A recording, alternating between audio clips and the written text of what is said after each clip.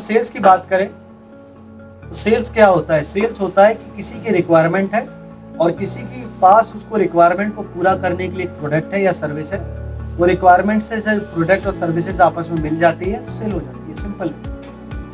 मतलब एक आदमी की कोई रिक्वायरमेंट है, अगर मैं भूखा हूँ, मुझे भूख लग रही है और रास्ते में एक रेस्टोरेंट मुझे दिख रहा है, तो वो रेस्टोरेंट मेरी भूख को पूरा करने के लिए वहाँ पे सामान है, तो अल्टीमेटली मैं जाऊँगा वहाँ पे और खाना खाऊंगा, उसकी सेल हो गई, मैंने अपनी रिक्वायरमेंट पूरी कर ली। सेल यही होती है। और लेकिन आपको वो लोग खोजने होते हैं सेल्स के अंदर जिनको आपके प्रोडक्ट की रिक्वायरमेंट है।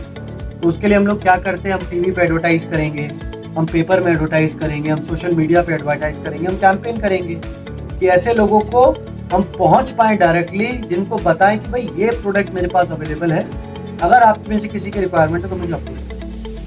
सेकेंड स्टेप होता है जो आप लोग करते हैं, डोर टू डोर सेलिंग। तो हम रादर देन वो जो फर्स्ट मेथड है वो तो कर ही रहे हैं, सेकंड मेथड में हम हर डोर पे जाके खटखटा के उनको ये समझाने की कोशिश करते हैं कि ये प्रोडक्ट आपके लिए हम लेके आए हैं, क्या आपको रिक्वायरमेंट तो नहीं है।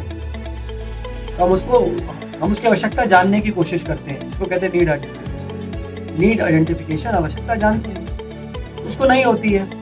बहुत सारे कस्टमर ऐसे होते हैं जिनको पता ही नहीं होता है कि उनको इसकी आवश्यकता है भी कि नहीं, उनको खुद नहीं पता होता ये आपको, तो ऐसी जगह पे जाके उसके दिमाग में आपको उसकी नीड पैदा करनी है। मैं आपको एक छोटा सा एग्जांपल देता हूँ, शायद आपको क्लैरिटी हो जाएगी।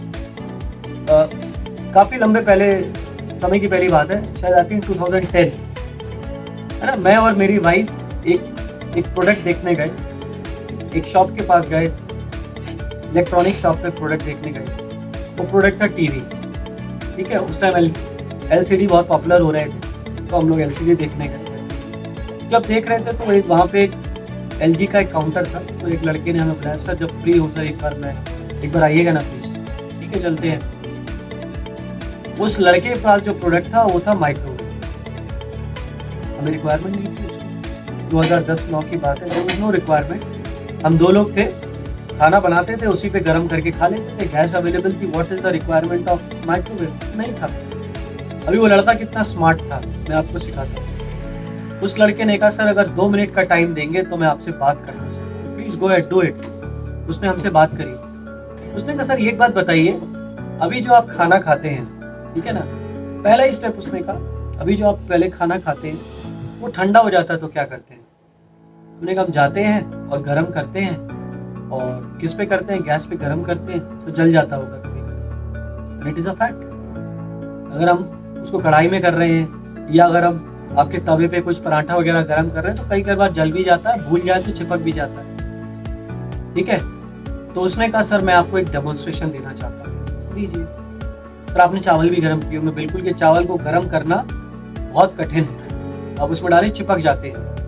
तो उसने क्या करा, उसने वो चावल लिए, एक कांच का बाउल लिया, उसमें वो चावल डाले, दिखा दिए, देखो ये पूरे ऐसे हैं, बिल्कुल डले बने हुए, ये काफ़ी ठंडे हैं, रखे हुए। अंदर डाला, उसमें बटन प्रेस किया, कह रहा सर 1 मिनट का वेट करिए। हम वेट कर रहे थे एक्चुअली, हमारे लिए नई चीज़ थी। एक मिनट के बाद, 1.5 मिनट के बाद उसने बाहर निकाला, उसने ऐसे से हिला के सब बिल्कुल खिल गए और बिल्कुल भागने लगे पुराने से, ठीक है। उसके बाद बताता है कि सर सबसे इम्पोर्टेंट चीज़ है, कोई चीज़ चिपकेगी नहीं, कोई चीज़ जलेगी नहीं, और कन्वीनियंट क्या है, आपको देखना भी नहीं है, यहाँ गर्म हो रहा है, आप अपना काम करिए ना। Why do you want to stay here? आप खड़े होकर देखना क्यों चाहते हैं? ये अपने आप यहाँ पे काम हो जाएगा। नंबर 1। सेकेंड इंपॉर्टेंट चीज़ उस आदमी ने बताई,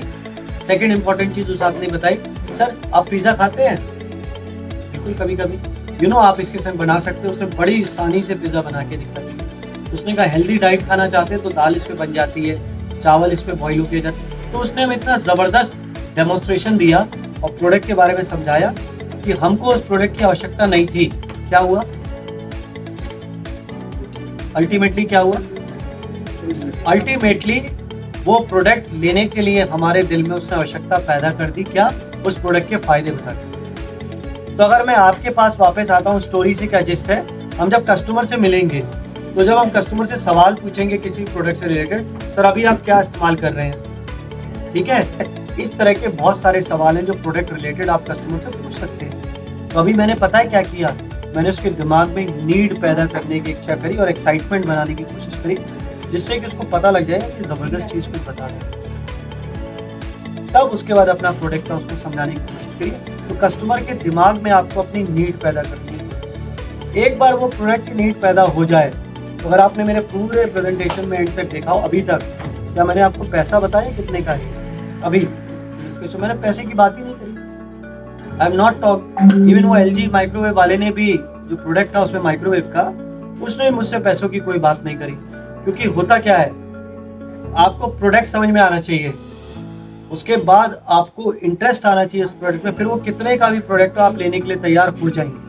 लेकिन जबरदस्ती अगर कोई आपको कोई प्रोडक्ट पिच करने की कोशिश करेगा और आपको पसंद नहीं आएगा, तो वो आपको फ्री में भी दे देगा ना, तो भी आप नहीं लेंगे। सिंपल सा कॉन्सेप्ट है, it is all a simple concept. तो कस्टमर को आपको क्या देखना है कि उसकी आवश्यकता क्या है, अभी वो करंट क्या यूज कर रहा है, नंबर 2, और जो करंट यूज कर रहा है उसके लिमिटेशन कौन से हैं। सबसे पहले उसकी नीड क्या है, वो करंट यूज क्या कर रहा है, और उसके तीसरे अगर बात करें तो उसके लिमिटेशन क्या है। लिमिटेशन माने कि उसको क्या क्या चीजें अपने प्रोडक्ट में आज के दिन नहीं मिल रही है। और लास्ट में क्या करना है कि आपका प्रोडक्ट लेने से उसे फायदे क्या हो सकते हैं। ये 4 चीजें उसे बता दीजिए, आपका प्रोडक्ट अपने आप ही, आपको उसमें सोचने की जरूरत ही नहीं। तो आपको पहले पता करना है कि उसकी नीड क्या है, ठीक है, और आप ये भी देखेंगे उसके अंदर उसकी आवश्यकता क्या है ना, नंबर 1 जो कहते हैं। फिर आप ये पता करने की कोशिश करिए कि आज के दिन में यूज क्या कर रहा है।